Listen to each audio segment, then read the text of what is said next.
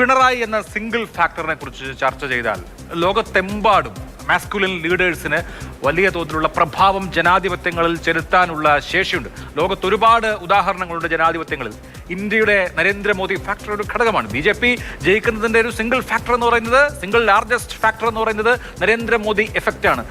ആ മട്ടിൽ ഒരു നേതൃബിംബത്തെ, ഒരു നേതാവായ പിതൃബിംബത്തെ പ്രതിഷ്ഠിച്ച് തെരഞ്ഞെടുപ്പെ നേരിടുക എന്നുള്ളത് ഒരു ആഗോള തലത്തിൽ തന്നെയുള്ള ഒരു പ്രവണതയായിരിക്കെ ഇവിടെ പിണറായി എന്നൊരു ടവറിംഗ് പേഴ്സണാലിറ്റി ഉണ്ട്. അപ്പുറത്ത് ആരാ നിങ്ങളുടെ നേതാവ് എന്നൊരു ചോദ്യം സ്വാഭാവികമായും വരാം. പിണറായി വിജയൻ എന്ന ആ നിലയ്ക്കുള്ള ബിംബം LDF-ന് ഗുണം ചെയ്യുമോ ദോഷം ചെയ്യുമോ? ഇപ്പോൾ ഈ ഒരു നേതാവ് മുന്നിൽ വേണം, അത് ശക്തനായ നേതാവ് വേണം എന്നുള്ള കാര്യത്തിലൊന്നും ആർക്കും സംശയമില്ല. പക്ഷേ ആ ശക്തി എന്ന് പറയുന്നത്, ആ ശക്തിയുടെ പ്രകടനം എന്ന് പറയുന്നത്, നേരത്തെ അഭിലാഷ് പറഞ്ഞല്ലോ, മലയാളിക്ക് എപ്പോഴും ഒരു ആന്റി ഇൻകംബൻസി ഒരു നേച്ചർ അല്ലെങ്കിൽ ആ ഒരു ഇൻസ്റ്റിങ്ക്റ്റ് ഉണ്ടെന്ന് പറയുന്നത്. അങ്ങനെയുള്ള പലപ്പോഴും പല കാര്യങ്ങളെയും നെഗറ്റീവായിട്ട് കാണുന്ന, മാറ്റം വേണമെന്ന് ആഗ്രഹിക്കുന്ന അല്ലെങ്കിൽ മാറ്റം കൊണ്ടുവന്ന ചരിത്രമുള്ള കേരളത്തിൽ അത്തരം ബിംബങ്ങളെ എത്രത്തോളം ഉൾക്കൊള്ളാൻ തയ്യാറാവുന്നു എന്നുള്ളത് ഒരു കാര്യമാണ്.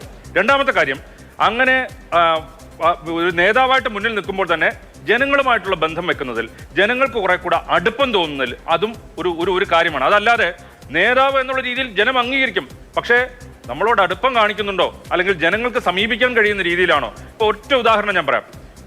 ഈ മുഖ്യമന്ത്രി എന്ന രീതിയിൽ പിണറായി വിജയന്റെ ഗ്രാഫ് ഏറ്റവും അവസാനം തെരഞ്ഞെടുപ്പ് ഘട്ടത്തിൽ തന്നെ മാറി മറിഞ്ഞതായിട്ട് ഞാൻ നിരീക്ഷിക്കും. കാരണം മാധ്യമങ്ങൾക്ക് ഇന്റർവ്യൂ 2 ദിവസം കൊണ്ട് എല്ലാ മാധ്യമങ്ങൾക്കും ഇന്റർവ്യൂ കൊടുത്ത ഒരു പിണറായി വിജയനുണ്ട്. അപ്പോൾ ശരിക്കും പറഞ്ഞാൽ അദ്ദേഹത്തിന് ഗ്രാഫ് ഉയരുകയാണ് ചെയ്തത്, ഇങ്ങനെ മാധ്യമങ്ങളുമായിട്ട് ഇങ്ങനെ സമ്മതിക്കുന്നല്ലോ എന്നൊക്കെ. പക്ഷേ അതിനുശേഷം ആ മാധ്യമങ്ങളുമായിട്ടുള്ള സംവാദം കഴിഞ്ഞ് അല്ലെങ്കിൽ സംസാരിക്കുന്നത് കഴിഞ്ഞ് പിറ്റേ ദിവസം പുറത്തിറങ്ങിയ പൊതുപരിപാടിയിൽ വെച്ചാണ് ഒരു പക്ഷേ ഏത് അവസ്ഥയിലാണ് ഒരാൾ അവിടെ ചോദിച്ചെന്നറിയില്ല, എന്തോ ചോദ്യം ചോദിക്കാനുണ്ടെന്ന് പറഞ്ഞു, അത് വീട്ടിൽ പോയി ചോദിച്ചാൽ മതി എന്ന് പറഞ്ഞു. അവിടെ മുതൽ പൊതുജനങ്ങളുടെ മുന്നിൽ പിണറായിയുടെ ഗ്രാഫിന് കോട്ടം സംഭവിച്ചു എന്ന് ഞാൻ പറയും. അപ്പോൾ ഈ എത്ര വലിയ നേതാവാണ് എന്ന് പറഞ്ഞു കഴിഞ്ഞാലും ഞങ്ങൾക്കിത് എത്ര എടുക്കാൻ കഴിയും, ഞങ്ങൾക്ക് എടുക്കാൻ കഴിയുന്നതിന് അത്രയുമേ എടുക്കാൻ കഴിയുള്ളൂ എന്ന് കരുതുന്ന ഒരു പൊതുസമൂഹം, ആ പൊതുസമൂഹം പലപ്പോഴും നിഷ്പക്ഷ വോട്ടർമാരായിരിക്കും, അവർ സ്വിംഗ് വോട്ടേഴ്സ് ആയിരിക്കും.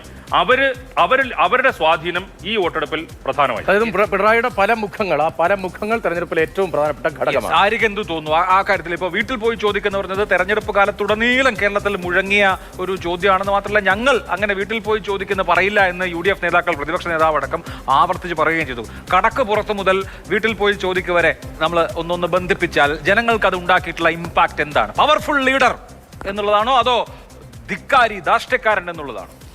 കേരളത്തിൽ ഇന്നത്തെ കേരള രാഷ്ട്രീയത്തിൽ ഏറ്റവും തലയെടുപ്പുള്ള, ഏറ്റവും പവർഫുള്ളായ രാഷ്ട്രീയ നേതാവ് ആരാണെന്ന ചോദ്യത്തിന് ഉത്തരം പിണറായി വിജയൻ എന്ന് തന്നെയാണ്.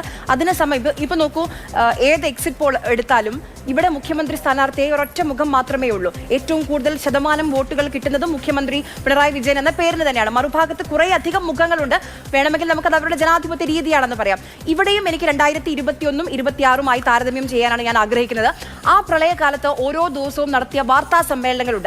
അവിടെ ഈ പാർട്ടി സെക്രട്ടറിയായ പിണറായി വിജയൻ നിന്ന് മറ്റൊരു മുഖമാണ്, അദ്ദേഹത്തിന് മറ്റൊരു കരുതലിന്റെ മുഖം ആണ് ജനങ്ങൾ കണ്ടത്, കേരളം കണ്ടത്.